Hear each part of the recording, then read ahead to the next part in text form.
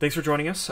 We have Dr. Ostrosky again here to talk about COVID-19. We have the new variant on the rise called Omicron, and we just wanted to get some information from Dr. Ostrosky about what that means, what is Omicron, um, how concerned should we be, should we be changing our behaviors, should we be canceling plans, getting ready for lockdowns, things like that. So, Dr. Ostrosky, thanks so much for joining us, and can you give us a little bit of a summary on what's going on with this new variant? Thanks for having me. Let's start with what variants are. So the virus, as it transfers from host to host and it replicates and it replicates and it replicates, usually makes mistakes. And every so often, these mistakes result in the ability for the virus to be more pathogenic or transmit easily or perhaps even be more infectious. And this is what we call variants. So mutations of the virus that are giving it new properties. We have a classification system for variants. The first kind of level of variants are variants of interest. And those are variants that are emerging throughout the world that may have different characteristics from the original strains that we know.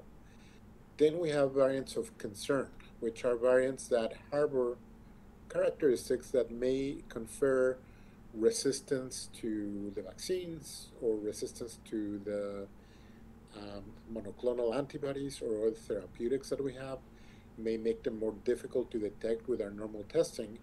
But the keyword here is may. We don't know for a fact that this is going to be the case.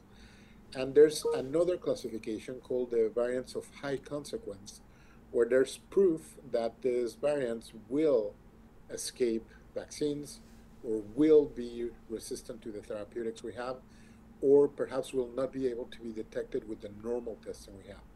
So again, this Omicron variant is a variant of concern because it has a high number of mutations, both in the spike protein and in other regions, that make it concerning for its ability to escape the vaccines. And it also shares some characteristics with Delta and Alpha that are known to be more transmissible. Again, the keyword here is concern. We don't have proof that that is the case, but because we detected it and it's spreading in certain parts of the world, it has been labeled as a variant of concern. We have been hearing from our colleagues in South Africa. This variant is thought to originate from a patient with AIDS, with a very low suppressed immune system, who was not able to control the infection, and he actually tested positive for COVID-19 for over 200 days. And in 200 days, there's a lot of this copying mistakes and errors in transcription for this virus, and that is how this variant is thought to have emerged. This variant was noticed primarily in a region of South Africa with a large college population, and this is a largely unvaccinated population. And I do want to emphasize that the situation in South Africa is quite different than our situation here in the United States. It is estimated that their vaccine coverage is about 35%, and most of the vaccine they used, at least initially, was AstraZeneca and Johnson and Johnson. So uh, the situation in South Africa may not be directly applying to places like the United States or Europe. Um, we have been seeing a large number of cases emerging in South Africa, but the good news is that there's not been a corresponding number of increasing hospitalizations. So there's a lot more cases, but not the corresponding number of hospitalizations we would expect, which is a signal that this virus may not be as pathogenic as we think. In fact, we have been hearing anecdotally from colleagues in South Africa and in Israel that this may be mild disease, basically like an upper respiratory infection in vaccinated people, much like we're seeing with Delta. So, again, these are things to be optimistic about. But the reality is that we still, at this point, don't know if this is truly more transmissible or if it's truly going to be escaping the vaccines and monoclonal antibodies we use for therapy. Other interesting tidbits, we have experience with two airplanes full of people that were grounded in Amsterdam after they were returning from South Africa, and they tested all the travelers, and about 10% of them tested positive for Omicron. Most of them were asymptomatic. Most of them were vaccinated because that's kind of an entry requirement for Netherlands. So again, this again is another little hint about the possibility of this variant being mild in fully vaccinated people.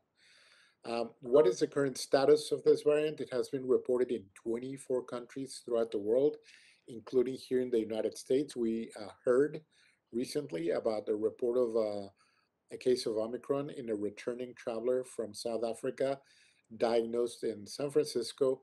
This person is doing well, mild disease so far.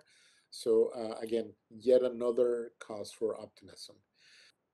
We heard this morning about modeling estimates for the United States, and modelers estimate that if Omicron continues to spread throughout the world and it continues to spread throughout the United States, we would have widespread um, Omicron disease in the US within the next 6 to 8 weeks. So, again, this is our time to prepare and our time to bring back our normal measures for prevention of COVID, which include masking, social distancing, and hand hygiene. Those work pretty well for all coronaviruses.